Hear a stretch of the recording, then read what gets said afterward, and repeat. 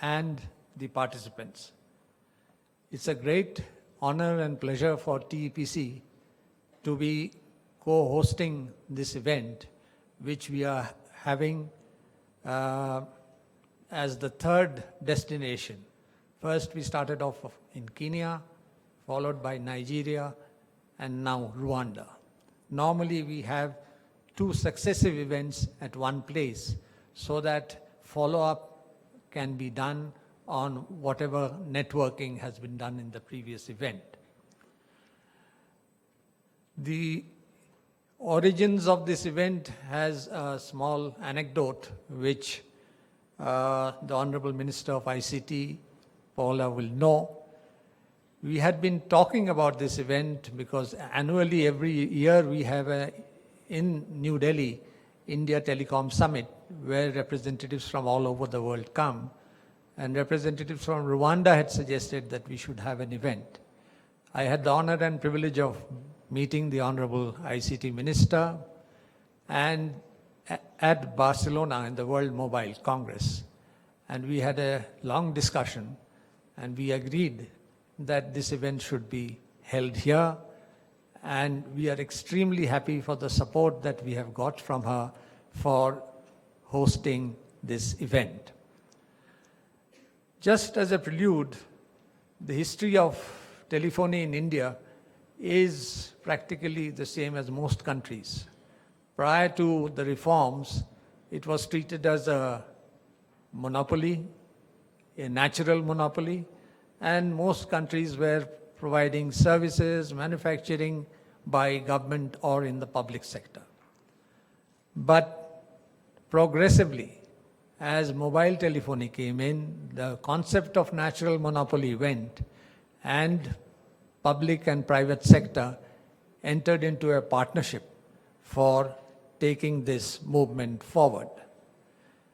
And it is in this connection, I would like to mention that even when it was a natural monopoly, there were 2 sectors where we had made some progress in the private sector.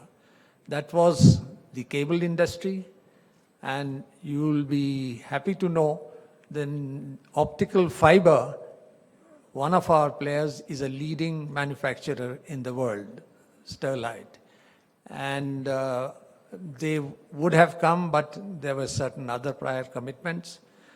And the second is you have one of our major service providers, Airtel, already here.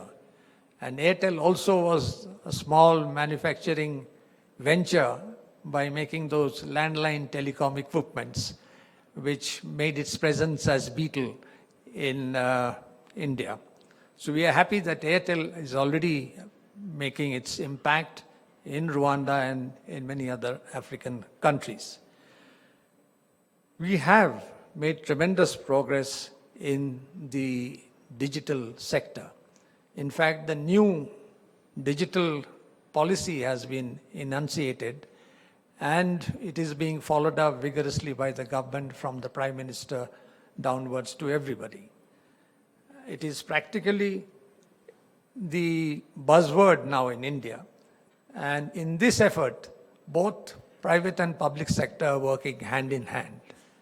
Just as an illustration, one of the major projects undertaken by government in India is 100 smart cities to be established within a specified time frame. And these smart cities are public-private partnerships, and we have amongst us one major public sector player and one major private sector player. And they are working in Africa also. And it will be a pleasure for you to know how they have found the African experience. We have, as I mentioned, core competence in optical fiber, in networking equipments, even in smartphones. We have large number of innovators and startups who are taking tremendous interest in this. The role of TEPC is essentially as a facilitator. It facilitates, while holding these expos, networking, hand-holding, so that the marriages of the recipient and the giver takes place. And it is with this that we have come here to provide this facilitation. And with the help of the Honorable Minister for ICT here, we hope to sign an MOU at the end of the conference where the role of TEPC as facilitator to encourage public-private partnership, private-private partnership, public-public partnership between India and Rwanda. That would be an first step in establishing this marriage between India and Rwanda. I'm extremely happy that I had the opportunity to meet all of you, and we look forward to the successful exhibition and the Expo. Thank you.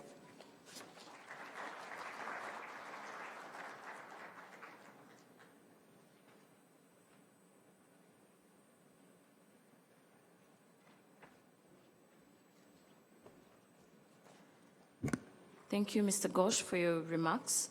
Now I'd like to call upon Mr. Sesagiri Rao, CMD of Telecommunication Consultants, India. Thank you.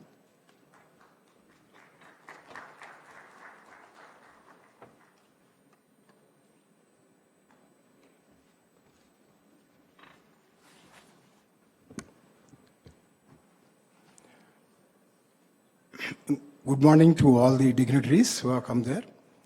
It's indeed a proud privilege and honor for me to be associated with this India ICT Expo.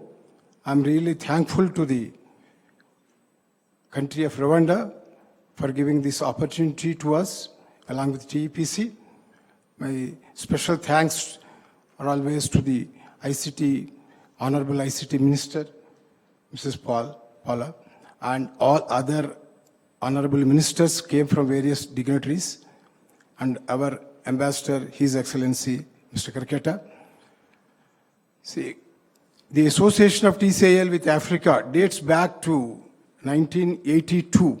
So we have been very friendly working with the African countries more than 36 years ago.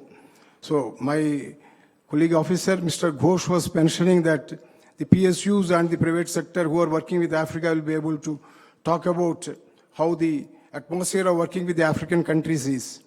We are the real example, live example of working with Africa. We have started our journey with the African countries, and way back in 1982, and we started with cable laying at that time. Later on, we moved up the value chain. We did data center constructions. We did civil constructions, and so many other things we have done in Africa and have been continuously doing.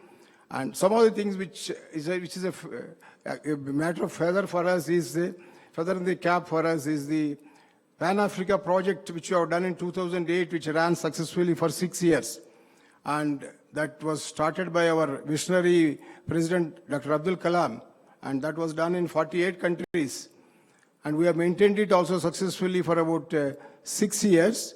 Subsequently, now, the Ministry of External Affairs again gave the mandate to TCIL to extend this Pan-Africa project to all the 54 African countries, which is now called as the e-telemedicine and e-tele-education, which fits into the baseline or the agenda of the accelerating the digital transformation, where the earlier model was satellite, now this model is going to be on the model of internet and cloud-based. So now it is actually, now we are moving up the value chain, and as a result of it, now we could see the entire African continent, which is the second largest in the world, having lots of natural resources. You are also moving into the complete digital transformation.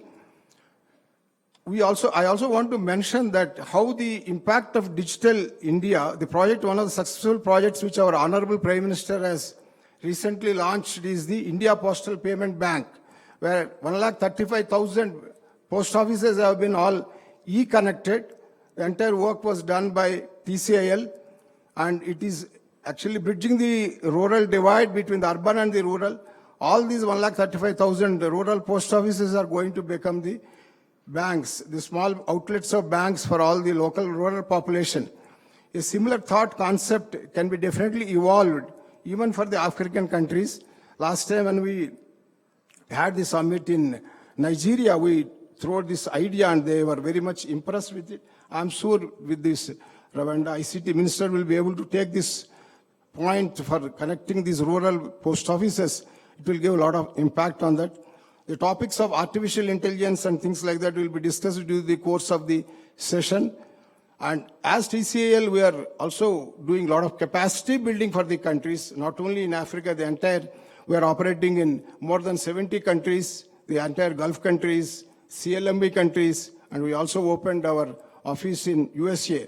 So the talent, the knowledge, the subject which we are having now from the public sector, which can be gainfully used for all the African countries, and especially for Rwanda, where we are available now, the host country, and sure that both the continents and both the countries can be benefited with the knowledge which is available from India. I am sure during the course of our discussion, we'll be discussing more and more. We are also starting a cyber academy for bridging the gaps of the security on the cyber, which is very, very important. As we are moving up more and more into the digital, the threats on the cyber are going to be very rampant. Keeping that in mind, we are opening a cyber academy in collaboration with the US universities, and it will be operational very soon in India, which will be hub and scope model. We will be starting from Hyderabad in one of the major cities in India and going to various parts of India, and it can be also extended to other continents. As we speak and interact more with the exhibition, we will be covering more and more topics. I thank once again for all the organizers who have given me this opportunity to speak about what India can do and what TCL can do for the African continent and Rwanda in particular. Thanking you once again.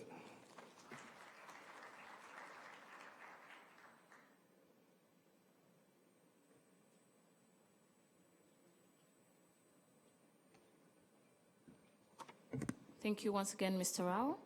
Our next speaker with special remarks, I would like to call Mr. Sanjay Nayak, Managing Director of Teja Networks.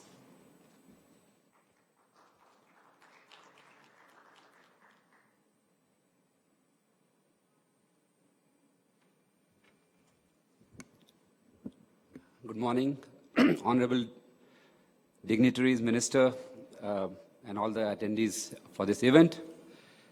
I represent the private sector in India. In fact, one of the themes here is about startup innovation.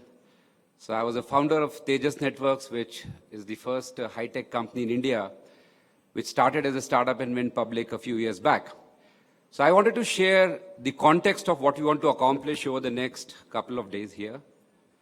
So everybody in the world knows about the success of software from India. You know, India is known around the world as a powerhouse of software. There's another very large revolution which has happened in India in the last 10 to 15 years, and which is fueled by telecommunications. So first and foremost, there are three things which will really be required to transform into a digital economy. And we've seen that firsthand in India. The first was building a very robust broadband infrastructure, both in the cities as well as in the rural areas, you know, the unconnected people as we call them. Without a foundational infrastructure like that, you will not be able to accomplish all the goals. And again in India, we're very proud to say that as a country, the world's largest greenfield rural broadband project covering 250,000 kilometers, you know, covering 100,000 villages or 120,000 villages now, was successfully rolled out, and every citizen in the rural part of the country can have 100 megabits of connectivity in their village. On the other hand, we have another instance. The world's largest greenfield 4G network, pure play data network, which went from 0 subscribers to 300 million subscribers over a period of 24 months, was also executed in India by a private sector operator. So that has given the data connectivity in the cities. The government project has given the data connectivity in the villages. The two together has created a broadband foundation, which is going to be the transformational impact for the next many years. That's what we've learned in India, how to build such networks at the world's lowest cost points in the toughest operating conditions which Africa has. We know how to do it, and we'll be happy to share that with you. The second thing India has done extremely well is giving identity to every citizen in the country through a program called Unique Identification System, which again is the world's largest biometrics-based identification system, where every citizen, whether literate or illiterate, can be identified. There's a bank account linked to it. And with that connectivity, plus the identification system, and all the software, all the things in terms of authentication and financial inclusion are there, that has created the second layer on top of which the innovation and the startup ecosystem has really thrived. And let me talk about the third part. So once you had mobile connectivity, once you identified every citizen and have a way to give him services, including banking, there's a whole bunch of e-commerce and digital economy startups in the city where I come from, Bangalore, and many other cities like Delhi and Bombay and Hyderabad. India is now the third largest startup ecosystem in the world after UK and after US and UK. And the number of startups that are there are, and many of them are represented here, pretty much cover all kind of problems that need to be solved in the society, which I'm sure you're trying to think of, whether it is distant education, telemedicine, financial inclusion, e-commerce, food delivery, food tech, groceries at home, you name it. Every possible kind of thing is being done in India at a scale, size, cost, which is unparalleled in the world. We deliver services at the lowest cost in every kind. So those systems are also naturally tuned for being customized for local languages. I don't know how many of you are aware, but India has hundreds of languages which are completely different. So when you take those systems which have been designed to serve multiple languages, if you need to customize them in Africa for country A, country B, country C, it is all possible. So this whole three stack of the network infrastructure, the foundational software, and all the ecosystem on startups are built, this is a powerful learning which India has had, which is very similar to the needs of emerging markets, emerging countries like Africa, where affordability is very low. Skill level is very important in terms of what you want to bring to the society and to the people. And all of that learning experience is what you would like to share over the next 1.5 days. And I'm pretty sure that the businesses that are represented over here, the participants who have come, we can all try to work together with you and really give you everything that we've learned and really make sure that your countries can actually progress from all the good work that India has done. And of course, we would like to do a lot more business with you. We've built world-class equipment, world-class products, which are as good as anywhere. And in today's society, especially with 4G and 5G, with everybody's data, being on the network, security, citizen security, data security is absolutely important. And as has been already proven in the world, in the software industry, if there's one country in the world people feel comfortable outsourcing, comfortable working with, anywhere else in the world, it's India. So I can assure you that when you work with India, when you work with countries and the companies over here, your data will be secure, your skill set will be there, you will be getting the best quality equipment, the latest technology at the lowest prices. And that is really where we as industry are very happy to collaborate with all the stakeholders over here, and we definitely look forward to working over the next 1.5 days. Thank you.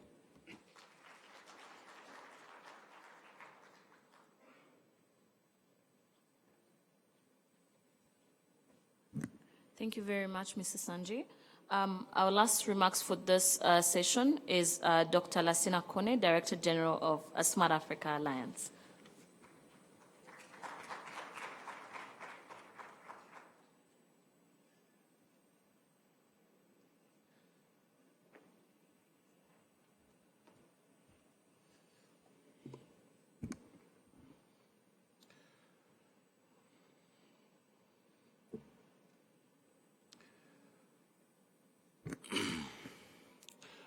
Honorable Paula Ingabire, Minister of ICT and Innovation of Republic of Rwanda, my dear friend.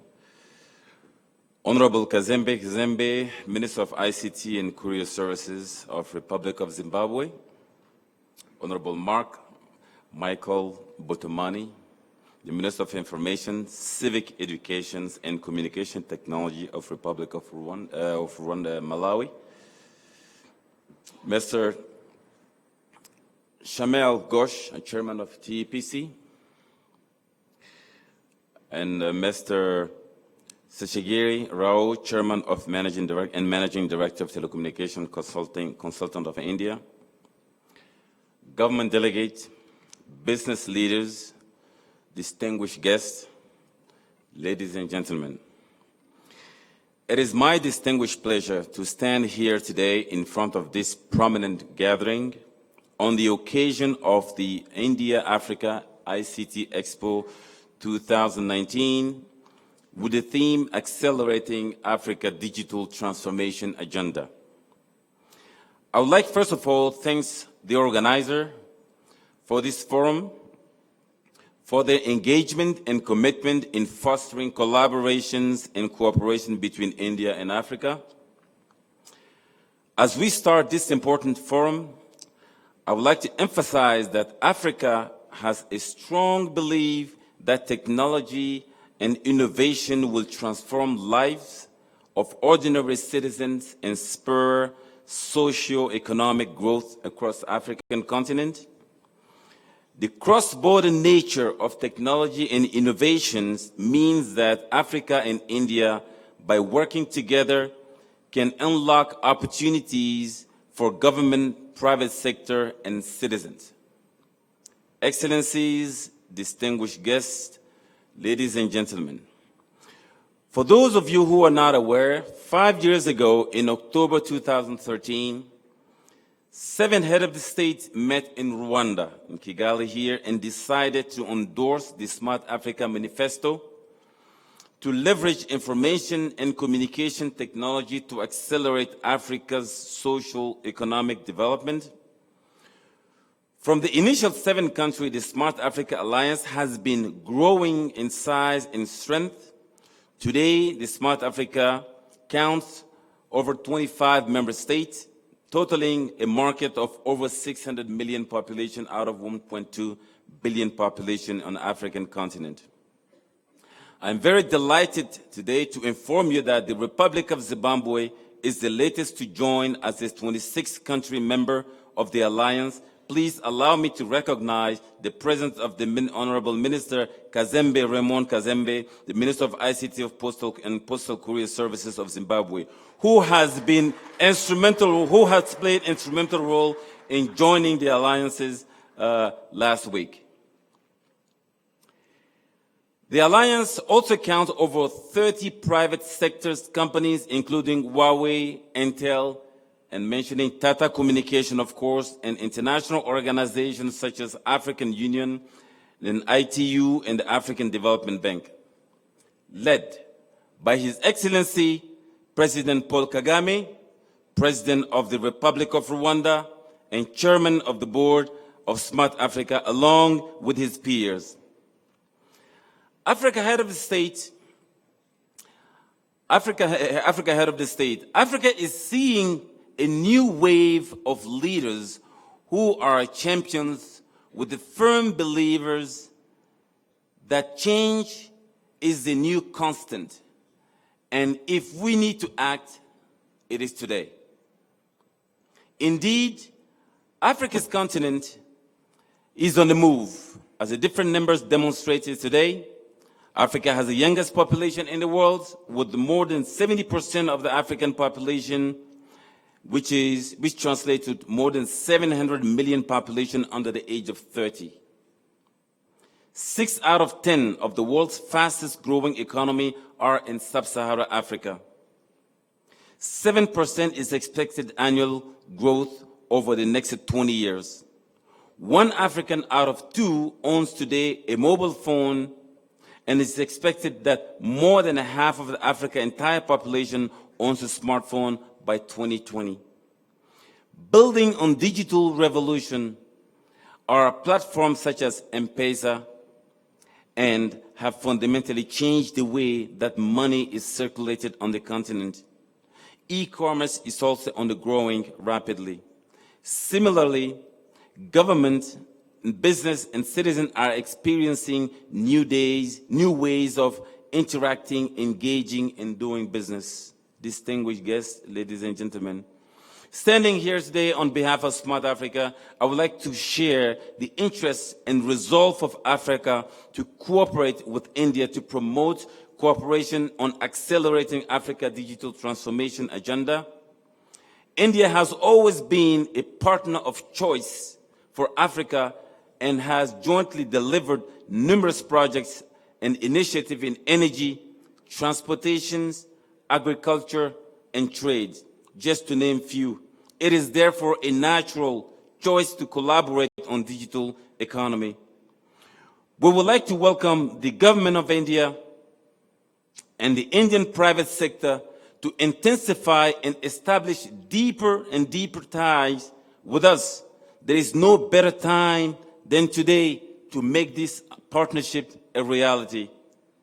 Therefore, we would like to inform you that TEPC and Smart Africa will be signing today an MOU that will establish for the first time opportunities for building strong collaboration and working relationship between the public sector and the private sector of India and Smart Africa country members. We would like to invite India to work with us and invest in large-scale projects such as cross-border fiber connectivity, smart cities, e-government, regional data centers, e-commerce, etc. And I would like to reiterate to our friend from India that Smart Africa is supported by a strong political will, which is an important ingredient to make these projects a reality.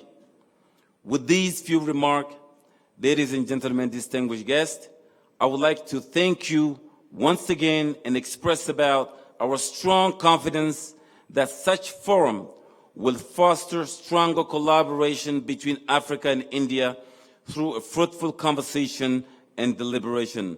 Long live the African and the Indian cooperation. Thank you very much for the attention.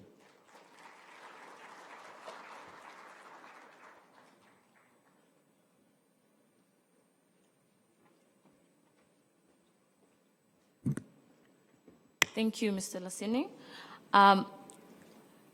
To follow this, I'd like to tell you that we have a translation for anyone who needs it. To thank Mr. Kone on what he was saying about the partnership between Smart Africa and India. Later on, we're going to witness an MOU signing of collaboration. For our next session, we're going to go into our first panel. The panel is called Accelerating Africa's Digital Transformation and Innovation Through Partnership with India. So my colleague Fiona Mbawasi is going to be our moderator for the session, so I would like to welcome her.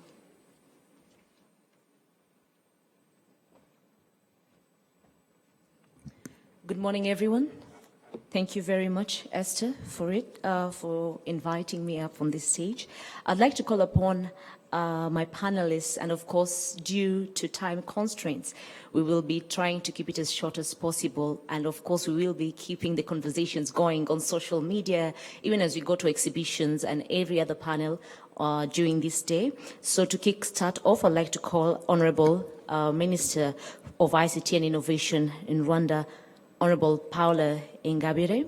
And I'd also like to call upon Honorable Mark Botomani, who is the Minister of Information, Civic Education, Communications Technology, Malawi. Please come on stage, sir. Thank you very much.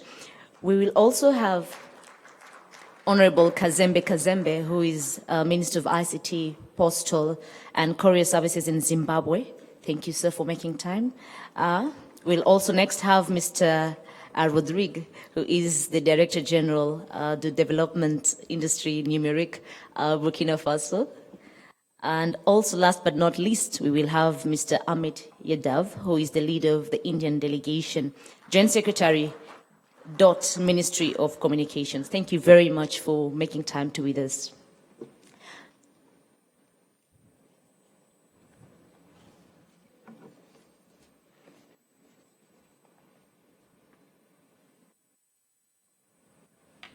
Thank you very much.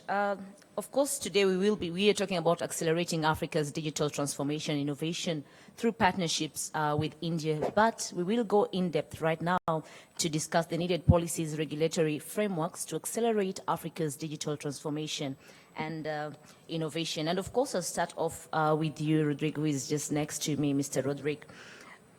We have seen so many policies come on board, especially throughout the journey of Africa joining into the ICT and trying to see that Africa is catching up with the likes of Asia, which of course is, say, India.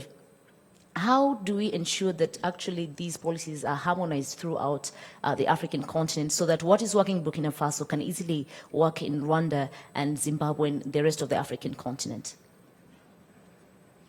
To you, Rodrigue. Commence. French, yeah. D'accord.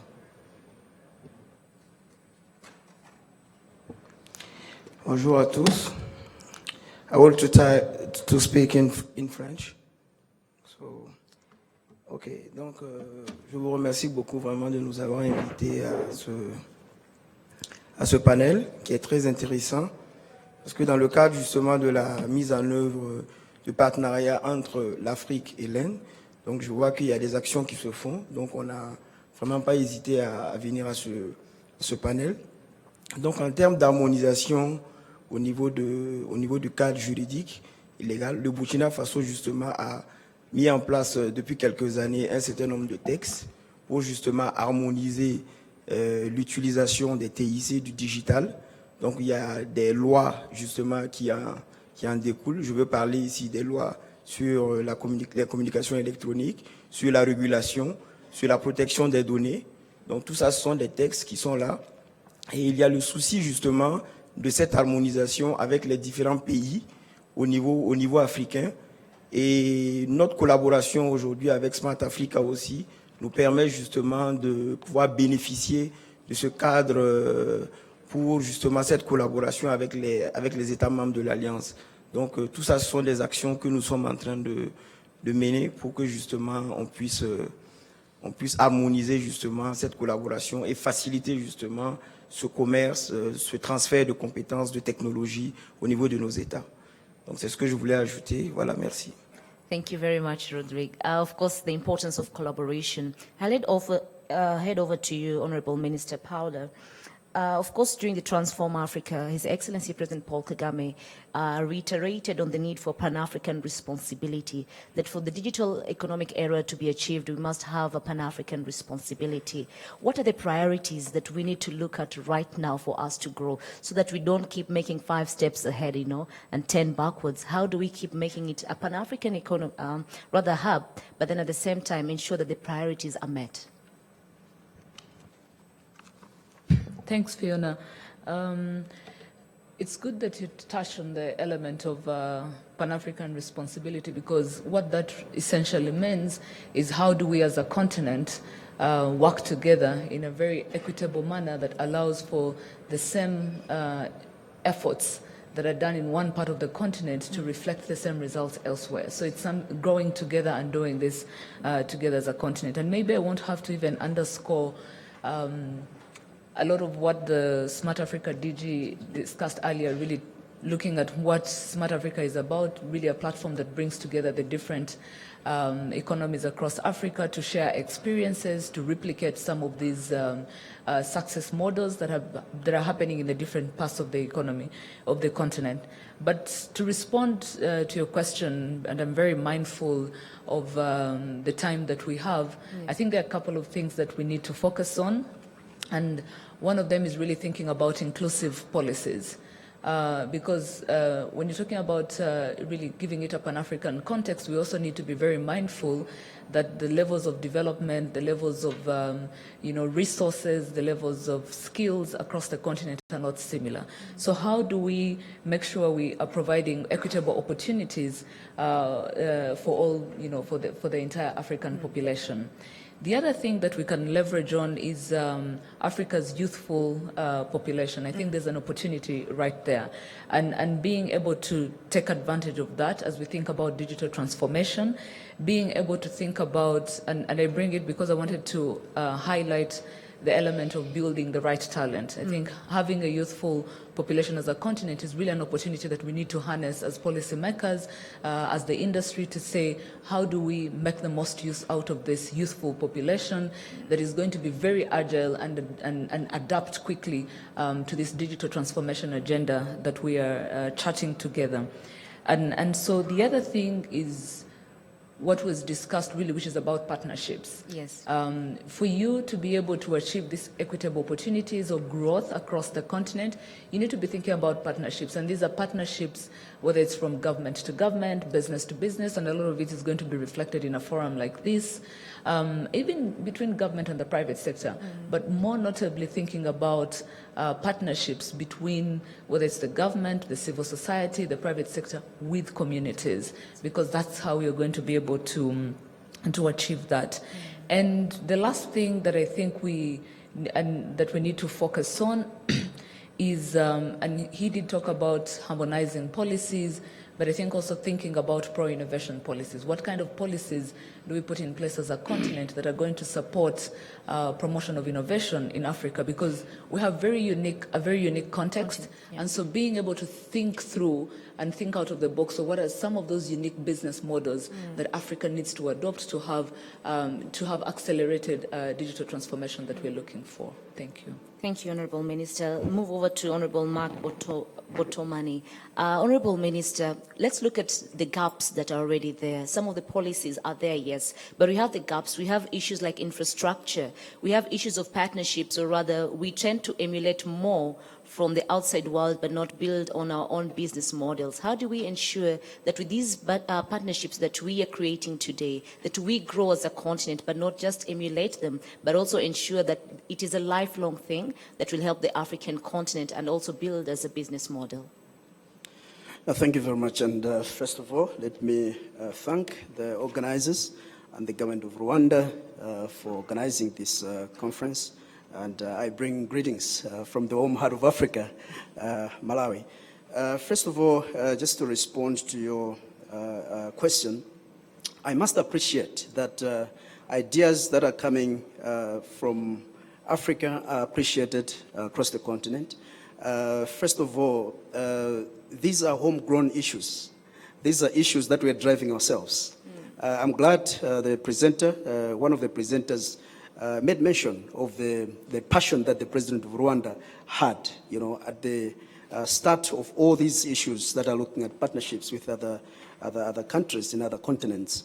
We are not being pushed to do these things. We have realized the need, and therefore we say, let's call, for partners to come in and to support us with what we are doing. First of all, just to recap with what my honorable colleague from Rwanda has said, we need strong infrastructure, first and foremost, in order for us to roll out what we need to have. But above that, the commitment that has already been shown by our leaders is that where we can leverage on. Because, yes, we can have infrastructures, we can have partners, we can have everybody else to come to support us, but if we do not have strong leadership that would drive all these things, we will not see success in anything.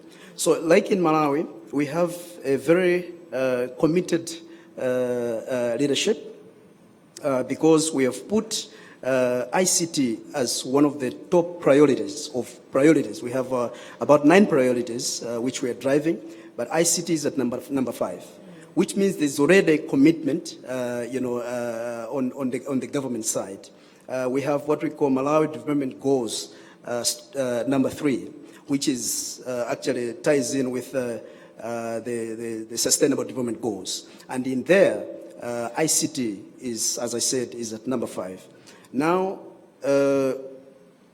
as at now, in terms of infrastructure, we've already laid about 11,000 kilometers fiber backbone across the country, which means that even people in the remotest areas are able to access network, are able to access internet, for example.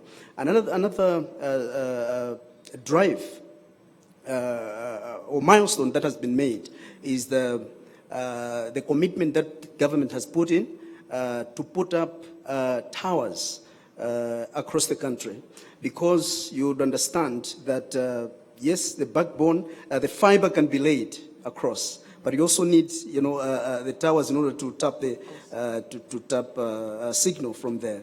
So just about 2 or 3 weeks ago, we commissioned that project, where we will see about 136 towers, erected across the country, where people in the remotest areas will be able to access, even watch TVs without any network challenges, without much problems. So those are some of the strides that we have made. But also in terms of legislation, Parliament has been able to pass some legislations which tie in, with the, revolution, of ICT. In 2016, for example, we passed the Financial Crimes and Cybersecurity Act, which eventually the state president, assented to it. Now it is law. Of course, we have challenges. I was just, liaising with my honorable colleague from Zimbabwe in terms of fake news. Because, the Cybersecurity Act or law, there are also issues that are to do how we can arrest, the revolution of fake news. So these are some of the strides we have made, and of course there are more through our Malawi Communications Regulatory Authority, which is a body that is overseeing all these implementation of these regulations, of these laws that are in place. But I'm glad that we are making strides. And of course, with these partnerships that we are seeing today, we know whether we will be able to make even more strides. And thank you. Absolutely. Thank you very much, Honorable Minister. Honorable Minister Kazembe, of course, he's mentioned some of the challenges. It is important to note that we are not only growing, but of course we have existing challenges. What would you say are some of the existing challenges to see that the digital economy or the digital era, is finally embraced? Because here I look at young entrepreneurs, I'm looking at startups that are trying to grow but still have issues. I'm looking at broadband connectivity back in the rural areas where people have issues with data, because we all know that data is still very expensive in Africa. How do you tackle such issues to ensure that the digital economic era is for everyone and not anyone is left behind? Thank you very much. I just want to start by acknowledging the presence of the host, Honorable Minister. Thank you very much for hosting us. And also let me take this opportunity to thank those who organized this very wonderful event. And also I want to thank the DG for accepting us into this family of progressive countries, if you like. I think the starting point is what has been alluded to by my colleagues, that I believe we have to remove the borders. We have to work as one big family, as one Africa, remove the borders. If we are to emulate countries like even India, countries like China, if we are to also have our own Alibaba, we have to look at Africa as one global village without borders when it comes to technology. But the biggest challenge, again, like alluded to by my colleagues, is that of infrastructure. We still do have infrastructure gaps, whilst other countries are now talking of artificial intelligence, virtual reality and all the rest of it. Us in Africa, we're still having challenges to ensure that there's inclusivity. Does everybody have access? I was actually excited when I heard that in India, they've actually rolled out a very good program where every rural home can have access to, can have 100 megabytes. We would want that in Africa. That's another area that we can benefit from India. What we have to do is governments have to focus on ensuring that there's broadband in every home. Broadband is going to have a huge impact on GDP, and as predicted by the World Bank, that by 2032, the impact of 5G in sub-Saharan Africa will be 30 billion, and that's a lot of money in any language. So which basically means our policies should be crafted in such a way that we ensure that that infrastructure gap is filled. What we are doing in Zimbabwe to ensure that the rural people are also included, they're not left behind. We have, like what my colleague was saying, we've also deployed some towers throughout. We've installed up to 20,000 kilometers of optic fiber.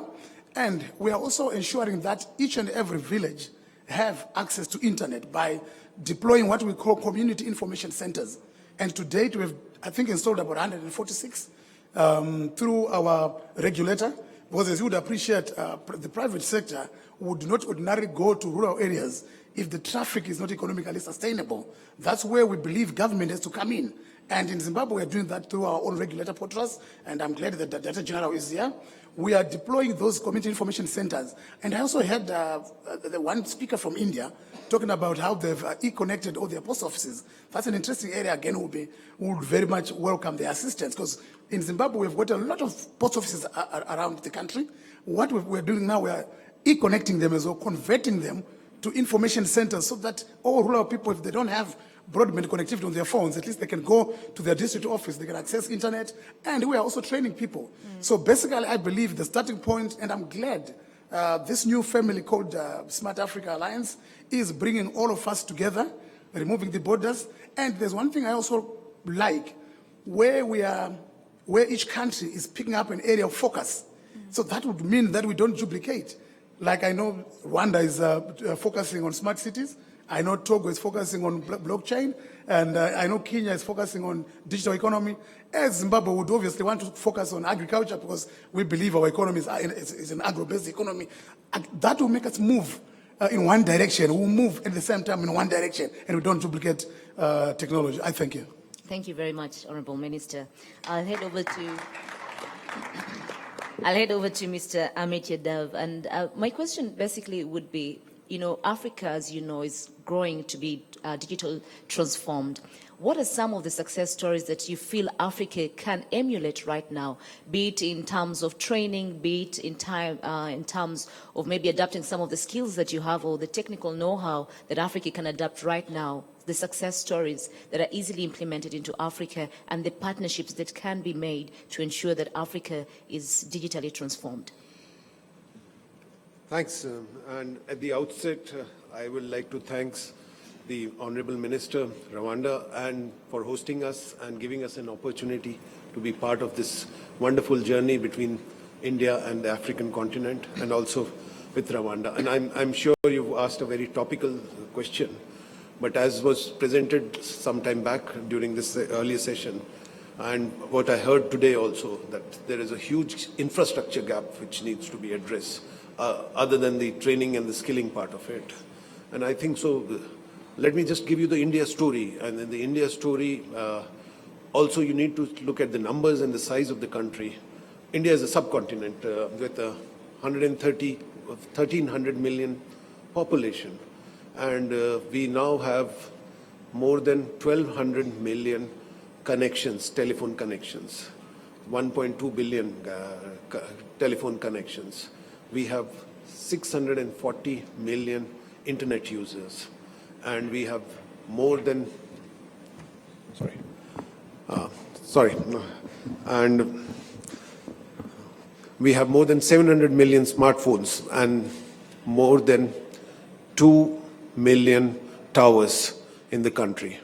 So, and with the spread of the high-speed broadband, which was talked about, which is we call as the BharatNet, optical fiber-based solution, where connecting the unconnected parts, the rural villages, we've been able to ensure that the infrastructure reaches out. So that's the first starting point.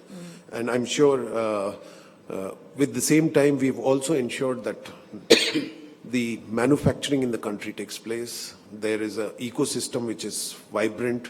There is an ecosystem which is efficient. There is an ecosystem which is cost effective. There is an ecosystem which is robust, which ensures that the parts of the country are connected. The one very important thing I think so is the commitment and leadership the Prime Minister has given on this journey for the ICT transformation. We have schemes like Digital India, we have schemes like Make in India, we have schemes like Startup India, we have schemes like Skill India, and all of that comes into what we also want is a financial inclusion for everyone. And the telecommunication actually rides on, is the starting point and on which the other applications ride. And we've said that broadband for all is now our next goal, that high-speed broadband is available to all as part of our policy. We would be now looking at multiplier effect of the economy because of the ICT and the digital We are looking for, from a present 6% GDP contribution from this sector to going to 12 to 13%, giving large growth, large employment. And all of this has been possible because the right base has been done. And I think so that's where the knowledge, the experience, the wisdom, and the will to share. And it's not only about know-how, it's about know-why, which India brings wherever we have gone. And our public sector, the private sector, and the government is committed to take it across to whichever part of the developing countries and across the world it happens. We're now looking at also 5G and 5G use cases and early adoption of 5G. And I'm sure in coming, by next year, you would have 5G in India coming in through. And that would be the other part. We are now looking at the ability of 5G to deliver use cases, to deliver solutions which are there, develop standards. And we would look for the Africa and the other countries to ensure that 5G technology and the standards are also taken forward.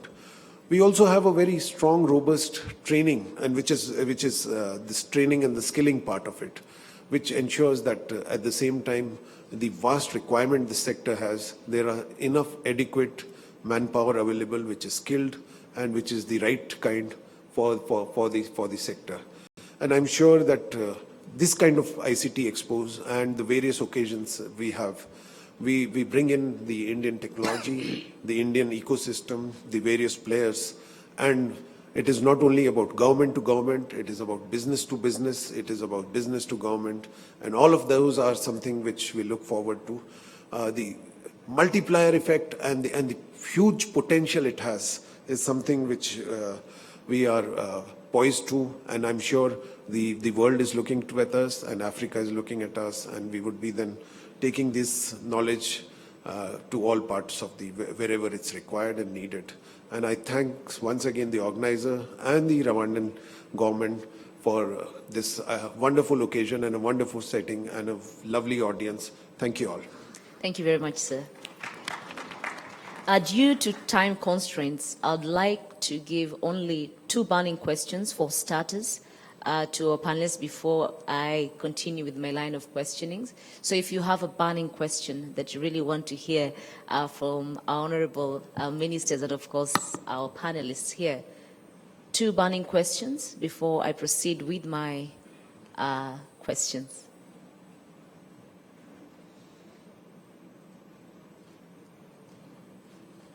No question? Yes, sir. There's a gentleman here.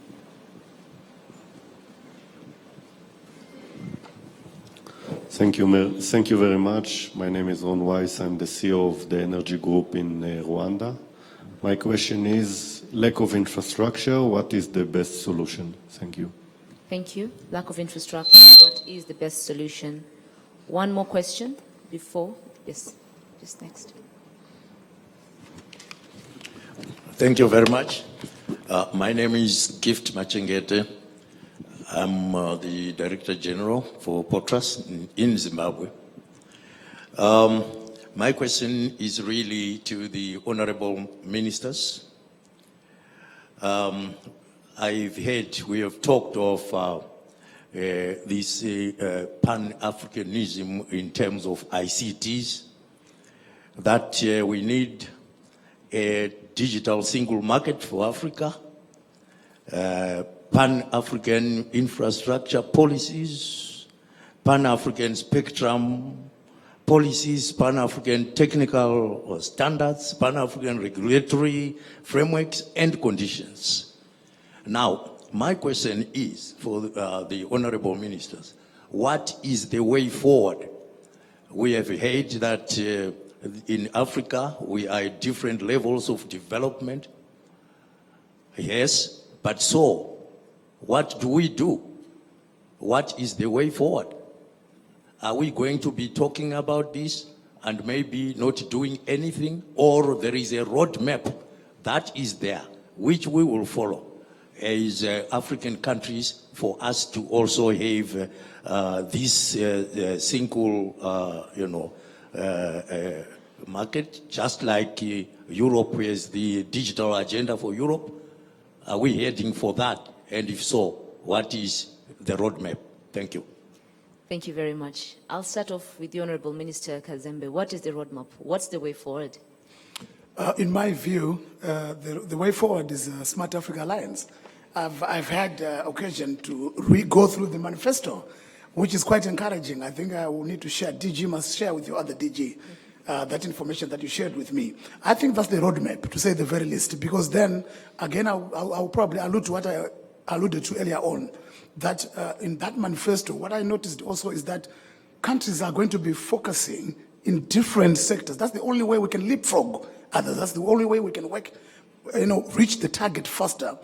A good example, I gave an example where Togo is focusing on blockchain and Kenya, digital economy and all the rest of it. So once we have those different sectors and each and every country is focusing and specializing in that area, we can quickly move together and we can leapfrog others. And again, talking about the population, opening up borders, that creates a big 1.2 billion digital market. And with that, then we can match your China, your India, your America. But again, Smart Africa Alliance is the roadmap, if you ask me. I thank you. Thank you very much. Honorable Minister Botomani. Thank you very much. I may not differ with my honorable colleague because that's he has elaborated very well. That's the way to go. But another point is perhaps to use the avenues that are already there or the infrastructure that is already there. We have, for example, on our side, the SADC, Southern African Development Community. Then, of course, I know this side, you have the Eastern Africa, community. And then we have the Commonwealth. All these must be utilized. All these avenues must be utilized in order for us to harmonize our legislation. I know there's already a talk. I know it's kind of controversial, but there's a talk of one passport in Africa. Where I can go to any country without any problem. So in that way, we should be able to compare notes with what we're doing. For example, in Malawi, what we're doing in Rwanda, what we're doing in Zambia, wherever. So we compare notes, and then we come up with strategies that can help all countries together. Because we have a common problem. We accept that we have a common challenge, and therefore must also be approached with a common solution. Absolutely. Honorable Minister Paula. So a couple of things to add on what my colleagues discussed. I think when he mentioned the single digital market, I think one of the things that we have to do as policymakers is really thinking about how we harmonize some of these policies and regulations. And that's something that we alluded to in the initial set of questions. And that is really as simply as if you have one platform where all Africans are buying and selling goods, that's just an example. How do we make sure that when someone puts in their information, their billing information, the same way that data is going to be treated in Rwanda is going to be a similar manner it's going to be treated in Malawi or elsewhere. And so really thinking about those policies that are going to be very critical to having this single digital market successful. And those could be EU has a great example of the general data protection regulations, and there's no reason why as Africa we cannot think of emulating and doing something similar that's very specific to us. The other thing is there are certain programs that even as policymakers, whether it's through Smart Africa or even at the African Union level, we've already started talking about having a single digital ID. And that's very important. If you're going to allow for free flow of people across the continent, then you must be able to have a single digital ID framework that allows for that to happen. And he did mention how in the different regions you have certain efforts that are being made. I know through Smart Africa we're looking at the One Area Africa network that really allows us to interconnect in terms of infrastructure, but also to make sure that it's done in a manner that allows for equal access to infrastructure. And very quickly as I wind off, and because we're talking about infrastructure, and I know the CEO of REG did talk about infrastructure, I think one needs to also ask themselves, why is there low, lack of infrastructure? And I think cost always comes at the very first issue, because you're looking at economies of scale, you're looking at the ability for people to use this infrastructure.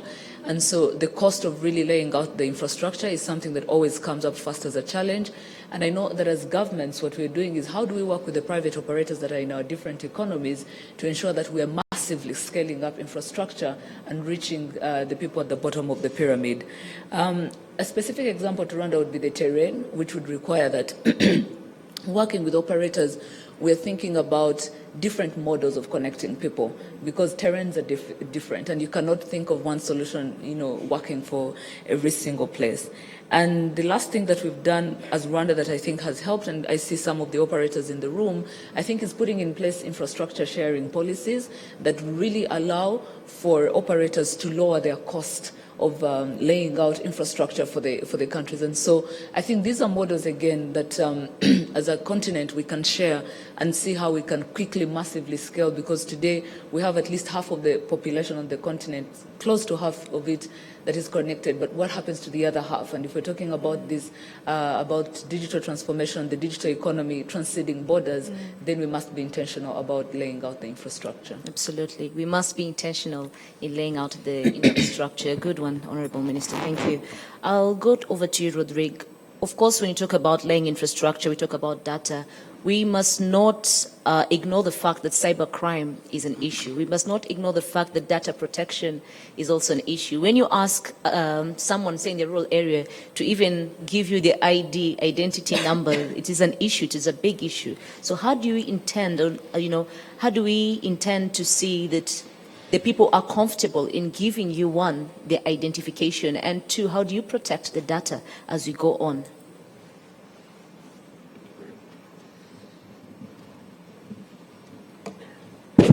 Merci beaucoup, Fiona. C'est vraiment très intéressant, cette discussion. Je voudrais tout d'abord, avant de revenir à la question de la sécurisation, et parler un peu, compléter un peu la question des infrastructures. Je pense qu'il y a quelqu'un qui a posé une question sur la solution, justement, à comment est-ce qu'on peut résorber cette question infrastructurelle. Parce qu'au niveau de l'Afrique, la disponibilité du service est liée vraiment à tout ce qui est infrastructure dans sa stabilité. Donc, je pense que je vais partager un peu l'expérience d'un pays enclavé qui est le Burkina. Et nous avons, pour la réduction en fait des coûts au niveau de l'accès à la connectivité, mis en place ce qu'on appelle le point d'échange Internet. Donc, vous avez le point d'échange Internet, vous avez le point d'atterrissement virtuel, qui est un mécanisme qui permet justement d'avoir la capacité au niveau des côtes pour les amener, pour qu'on puisse avoir une certaine réduction des coûts d'accès aux populations.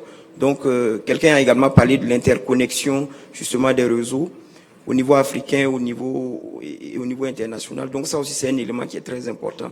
Donc, je pense que Smart Africa aujourd'hui, pour rebondir un peu sur ce que le ministre du Zimbabwe disait, Smart Africa aujourd'hui est une plateforme, est une solution qui permettra justement d'harmoniser toutes ces plateformes-là et pouvoir avoir quelque chose de très intéressant. Alors, pour revenir un peu à la question de la sécurisation, bon, bien évidemment, au niveau des politiques que chaque pays définit, vous avez aujourd'hui un accent qui est particulier qui est mis sur la question de la cybersécurité, cybercriminalité, et l'un des éléments les plus fondamentaux au niveau de la sécurité, dans bien sûr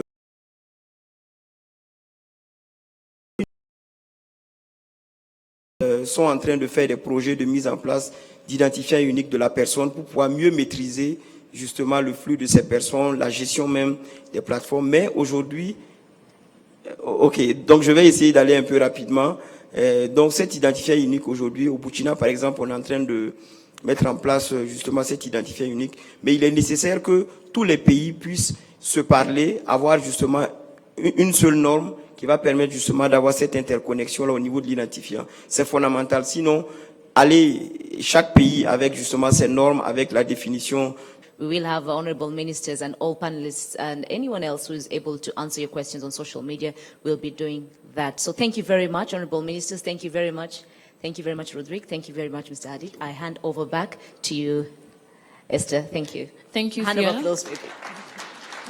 A round of applause for our panelists.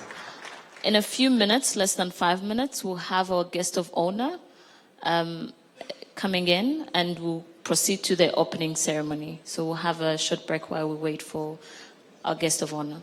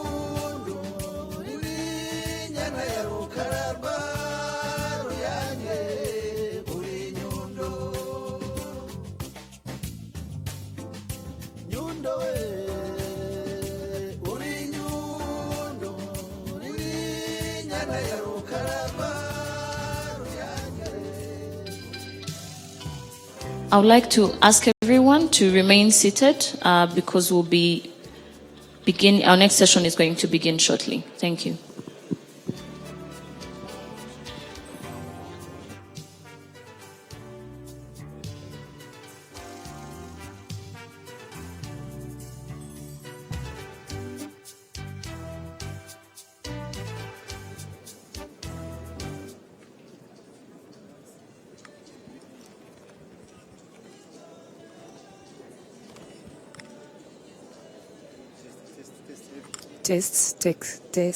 Test.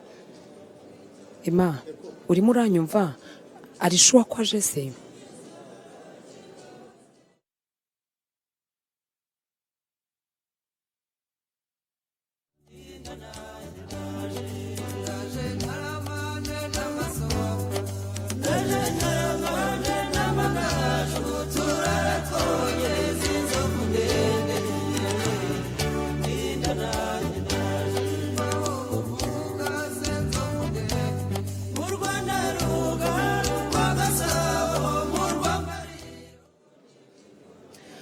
Reka tusuze mwese dukurikiye kuri televiziyo y'u Rwanda tunabahe ikaze aho tubabereye muri Kigali Convention Center ahagiye gutangira inama ku mugaragaro ni inama ya India Africa ICT Expo. Iyi nama rero ikaba ari inama itegurwa n'igihugu cy'ubuhinde ariko kandi akaba ari inama igamije ubufatanye hagati y'ubuhinde ndetse na Afrika muri rusange. Iyi nama rero icyo twababwira nuko igiye kubera hano mu Rwanda ku nshuro ya mbere aho iza gutangizwa mu kanya katarambiranye na Minisitiri w'Intebe Dr. Edouard Ngirente.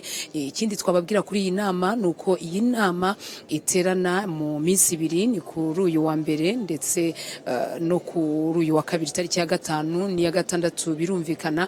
Iyi nama rero n'ubundi igiye guteranira hano bwa mbere mu Rwanda mu mujyi wa Kigali muri Kigali Convention Center. Ubusanzwe yari isanzwe ibera hirya no hino mu bihugu bya Afrika. Uyu munsi ikaba iteraniye hano mu Rwanda aho n'ubundi ihuriza hamwe abafite